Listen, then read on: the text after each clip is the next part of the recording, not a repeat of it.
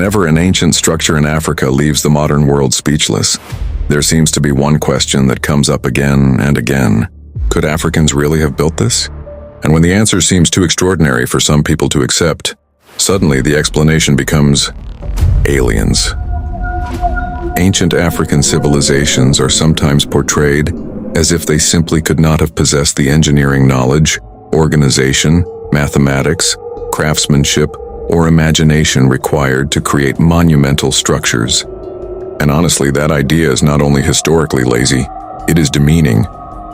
Because Africa was never a continent without civilization. Africa had kingdoms. Africa had architects. Africa had engineers. Africa had scholars. Africa had master craftsmen. And perhaps one of the most breathtaking examples is hidden in the highlands of Ethiopia, Lalibela, a place where human beings did something that sounds almost impossible. They didn't simply build churches on top of the ground. They carved them out of the ground, from living volcanic rock, and nearly 8 centuries later, these extraordinary monuments are still standing. So forget the aliens for a moment, because the real story of Lalibela is already unbelievable enough. Welcome back to the channel. Today, we're traveling deep into Ethiopia to uncover the incredible history of the Rock-Hewn Churches of Lalibela. We'll look at how they were created, why they were built, what they represented, and what they reveal about the sophistication of medieval African civilization. And if you love stories that reveal the incredible history, culture, and achievements of Africa, make sure you subscribe to the channel, because there are many more stories like this waiting to be uncovered. Lalibela is located in the Ethiopian highlands, roughly 645 kilometers from Addis Ababa. But what makes this place extraordinary isn't simply its location. It is what lies beneath the surface.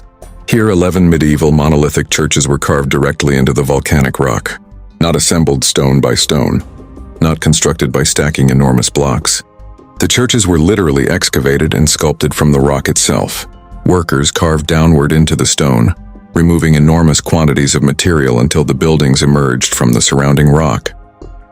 They then carved out doors, windows, columns, floors, roofs, passageways, and other architectural details. And the work didn't stop there. The complex also contains trenches, drainage channels, tunnels, ceremonial passages, caves, and catacombs. UNESCO describes the entire complex as an exceptional artistic achievement because of its enormous scale and the boldness and variety of its forms. And remember, this was medieval Ethiopia. The city we now call Lalibela was once known as Roha, and it became an important center under the Zagwe dynasty. King Lalibela, who ruled around the late 12th and early 13th centuries, is traditionally associated with the monumental project that created the famous churches. According to Ethiopian tradition, Lalibela wanted to create something extraordinary, a new Jerusalem. At the time, political and religious circumstances had made pilgrimage to the Holy Land increasingly difficult. So Lalibela sought to recreate important sacred places within his own kingdom. Instead of forcing Ethiopian Christians to travel thousands of kilometers to experience places associated with Jerusalem and Bethlehem, the king envisioned a holy city in Ethiopia, and that vision would transform Roha forever. The complex contains 11 principal churches. Among them is Beit Medani Alem, meaning the house of the Savior of the world. It is believed to be the largest monolithic church in the world. Then there is Beit Mariam, the house of Mary. There is Beit Emmanuel, the house of Emmanuel, and perhaps the most visually recognizable of them all is Beit Georgis, the Church of St. George. From above, the church forms an enormous cross carved into the earth, and that is one of the details that makes Lalibela so extraordinary. The builders weren't simply digging holes in the ground. They were creating carefully planned architecture with religious symbolism, geometry, and engineering incorporated directly into the landscape. This is where the story becomes even more fascinating. Imagine standing on a massive block of volcanic rock. Now imagine being told, turn this entire block into a church. You can't simply put the building together. You have to remove everything around it. The craftsmen had to carefully excavate the surrounding rock while leaving the church itself intact. Then they had to carve the interior.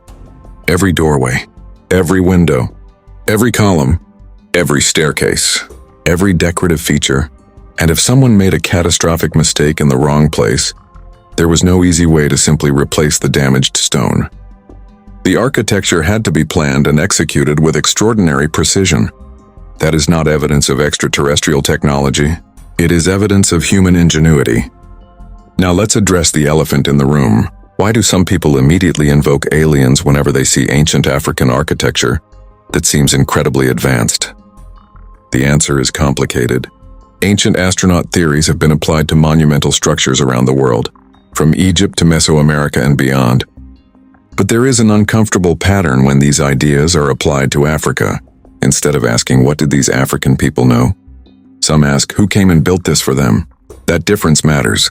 Because once you automatically attribute an African achievement to extraterrestrials, you aren't simply proposing an unusual theory. You're potentially removing African people from their own history. Lalibela doesn't need aliens to become extraordinary. The historical evidence already gives us something remarkable. African craftsmen working within a sophisticated Ethiopian Christian tradition created an architectural complex that has survived for centuries, and UNESCO recognizes Lalibela as an exceptional achievement of medieval architecture and spiritual devotion. Now there is an important distinction. Not every detail of Lalibela's construction history is completely settled. Scholars continue to debate aspects of the chronology and development of individual structures. Some research suggests that the complex may have developed through several phases, with some structures possibly having earlier civic or defensive functions before becoming part of the religious complex. So we shouldn't replace one myth with another. We shouldn't say that everything was perfectly understood and completed exactly as one story tells us. History is more complicated than that. But uncertainty about some details does not mean the achievements should automatically be attributed to aliens. It means there is still more archaeology to discover, and that makes Lalibela even more fascinating. And perhaps the most beautiful part of this story is that Lalibela isn't simply an archaeological ruin. It is still alive. For centuries, Ethiopian Orthodox Christians have continued to worship and make pilgrimages here. Priests and religious communities still maintain the sacred traditions surrounding the churches. People still walk through these ancient passages. People still pray inside these structures, and people still gather here for religious celebrations. In other words, Lalibela isn't merely something Africa's ancestors left behind. It is a living connection between Ethiopia's past and its present, and that's why Lalibela matters beyond Ethiopia. Because history should not be written according to assumptions about what different peoples were supposedly capable of. If Europeans built magnificent medieval cathedrals, we study their engineering. If civilizations in Asia created monumental architecture, we study their mathematics and craftsmanship. If civilizations in the Americas built extraordinary cities and temples, we study their knowledge. And when Africans created monumental architecture, we should do exactly the same thing. Study it. Understand it. Respect it, not dismiss it, not romanticize it, and certainly not automatically hand the achievement to aliens simply because the accomplishment seems too impressive. The truth is much more powerful. Human beings did this, African human beings, and they left behind something that continues to amaze the world almost 8 centuries later. Lalibela stands as a reminder that Africa's history is far deeper, more sophisticated and more fascinating than the stereotypes often presented to the world. These churches are not just monuments carved into stone. They are monuments carved into African history, and every doorway, every tunnel, every column, and every carefully sculpted wall tells us something about the people who created them. So the next time someone looks at an ancient African achievement and asks, could Africans really have built this? Maybe the better question is, what did these Africans know that we have forgotten? If you enjoyed this journey through Ethiopia's incredible history, subscribe to the channel, turn on notifications, and share this video with someone who needs to see the extraordinary heritage of Africa. Because there are still countless African stories waiting to be told, and Lalibela is only the beginning.